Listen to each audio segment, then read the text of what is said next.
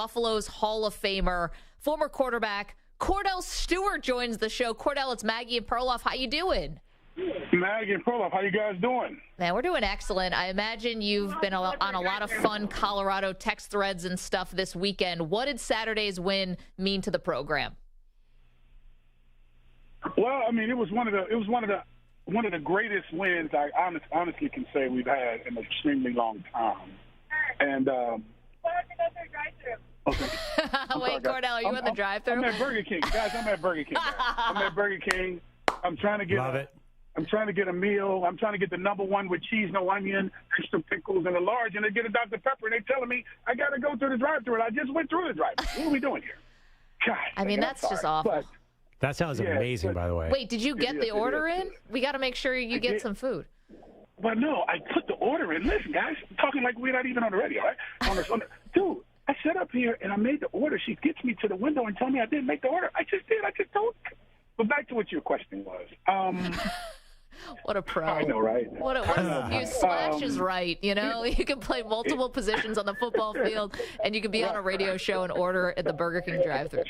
Come on, man. Hey, that's how it works sometimes. But look, the game that was played this past Saturday, for me, after being a part of the program, and I don't just mean a former player, I mean going back, meeting every single coach, to the ebbs and flows of success and failures we've had and no consistency, to see what we saw on the football field, truthfully, from all four receivers catching over 100 yards to Dylan Edwards touching the ball 11 times out of the backfield for 159 yards, 4 touchdowns, and Shador shattering the record in the season opener at 510 yards passing.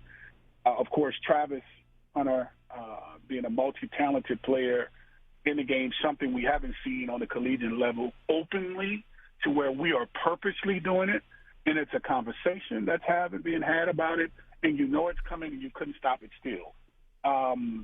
That gets me excited as a former player on the National Football League, after playing on the National Football League level in that capacity, and having so much controversy about it, because you never thought from a conventional standpoint that it could actually happen, and it did.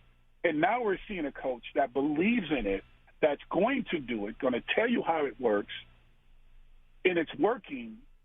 You just want to continue to see it, because there's so many kids back at home where I'm from in New Orleans that play the game this way, to the point where they're asked questions of, well, what position you want to play, or this is the only way that we're bringing you in here to be a part of it. And I will say to the scouts, to the organizations on the next level, get someone in the offices that understands that style to where you won't change it, but if anything, you use it to better your team, to where now they have to see all of this stuff. And it's great to see it happen in Colorado. It's different, of course, in the sense of how we normally, quote-unquote, air quotes, see it. And it's being done by a guy that actually done it the same way. It's pretty simple. Playing receiver, playing corner, kick return, punt return, playing baseball, playing in the World Series, playing in Super Bowls and winning. I mean, it's perfect. It's a perfect match. Kordell, can you talk a little bit more? What exactly is that style? I mean, can you have a whole team of guys who don't fit into traditional roles? Like, somebody's got to be an offensive lineman or something, I think. But how does it work, and what exactly do you mean by that style? Well, here's the thing.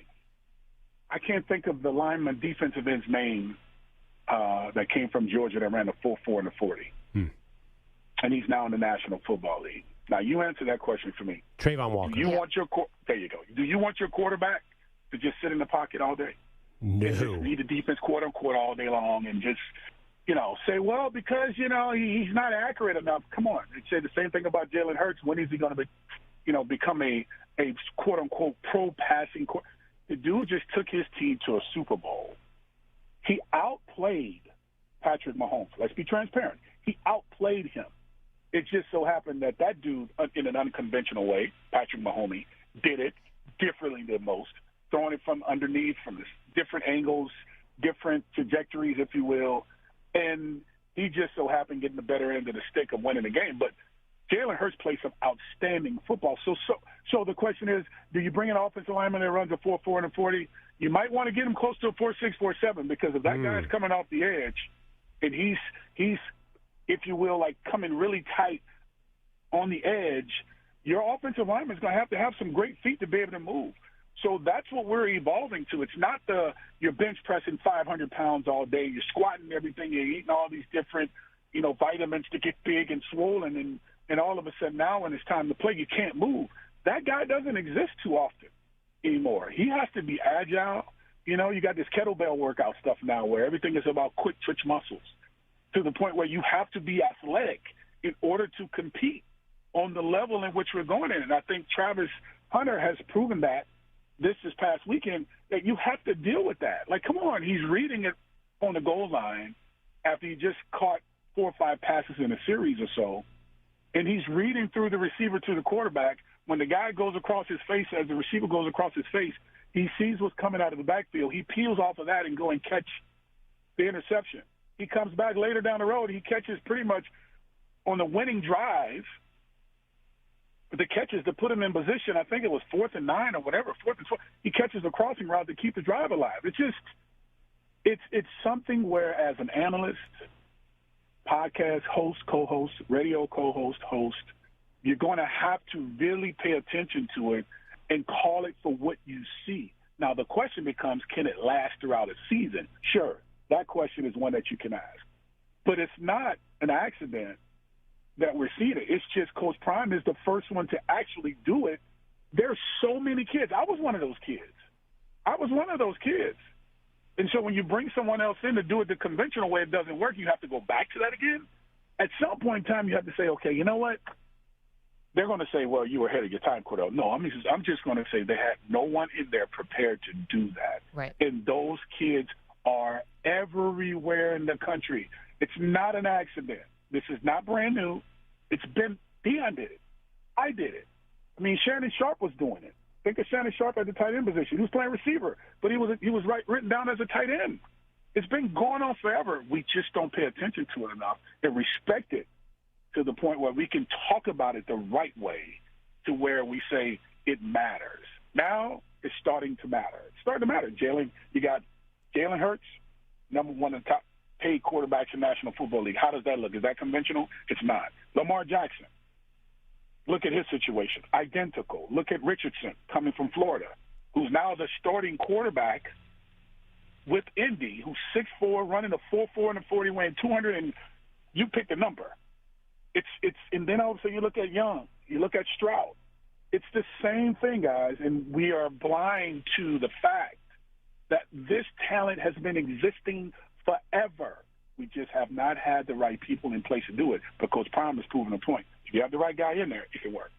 Wait, Kordell Stewart is joining us, Colorado Buffalo's Hall of Famer, of course, Pro Bowler in the NFL. But can Travis Hunter play 130 snaps a game all season long?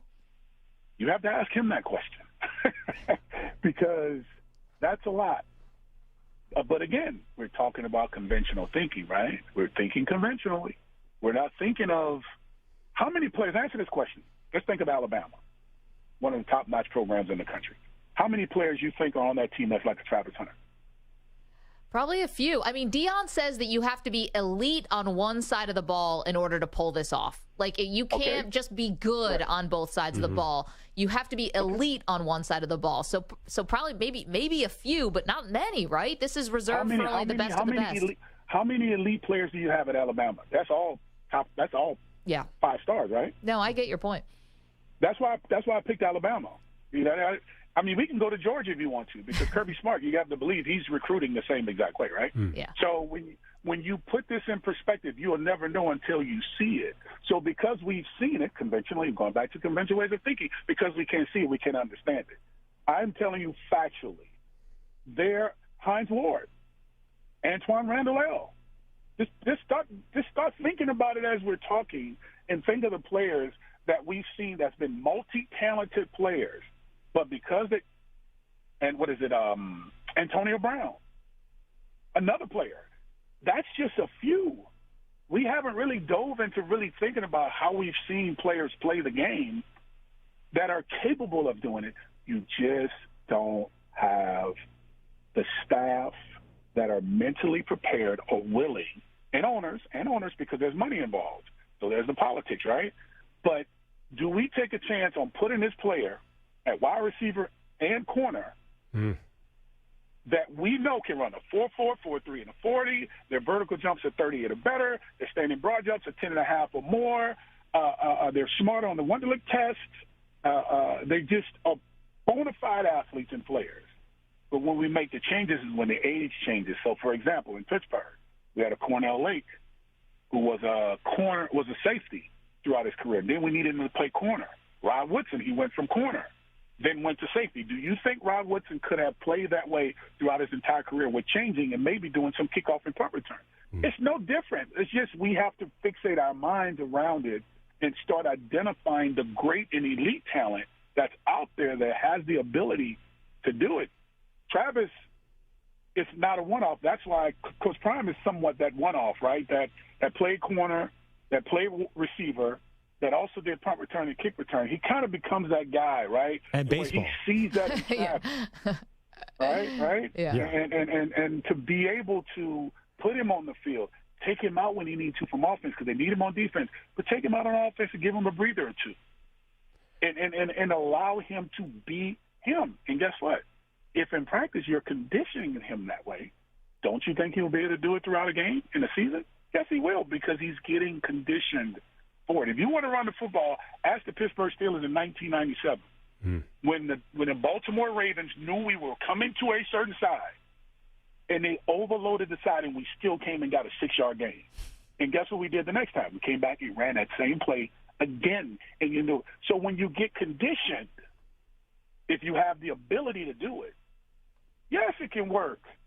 I was doing it since I was in elementary school, playing wide receiver, running back, D lineman, linebacker, corner, safety, quarterback, and get in the National Football League and do exactly what I wanted to do, the way I wanted to do it. I can't help it that they wanted to put Ken Graham in and couldn't stay healthy, or whoever else, and you depend on me to come back in and we win. I'm just saying. So once you identify it, you see it, the question becomes, do you believe in it? And as reporters or analysts, if you believe in it, you do. If you don't, that's your opinion. You have the right to not believe in it, but it's real. And we have it there in Colorado with Travis Hunter and Coach Prime. Real quick, Kordell, you came in the league in 95 when obviously people viewed quarterbacks differently. You were still a second-round pick.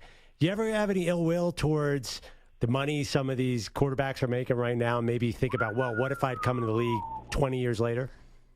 Ooh, boy, I tell you what, dude. I tell you, reparations is good, though. You have to at least get 10% from somebody somewhere. You know what I mean? Work with me a little bit here. But I'll say this. I had my run. It was a great time. It was tough. It wasn't easy. But there's a lot of great things that I did do in the National Football League, particularly with the Steelers. 75 throwing touchdowns, 35 rushing, and 5 receiving. That's never been done by an athlete in the history of the game. Think about that. Now, you may say, well, Kordell, they've been throwing for, over a career, a span of however many years, and I did that in, 6 years, or 6 years is, 7 or 8 years. I started as a quarterback in 6 years. So, I know Patrick Mahomes probably put up 150 touchdowns in 2 seasons. Okay, I get Cam Newton may have put up 40-plus touchdowns, but neither one of those guys have caught 5 touchdowns. There you go. Kordell. So when you see where I'm coming from, guys. So when you guys get a chance to really digest this thing, yes, I do get a little itchy sometimes. I think about this money that they're getting. I have to be honest with you. But it's their time, and it's a beautiful thing to see. I'm happy I'm healthy and here to witness it, and all I can do is cheer from afar and feel real good that, I put in the work, and it's finally paying off holistically to where you got 3 guys out of the first 4 picks in the 2023 draft that played the game the way I did, and you got 2 of the highest paid players in the National Football League, quarterbacks, that played the game the way I did. That means everybody else are paying attention. So it's a good thing.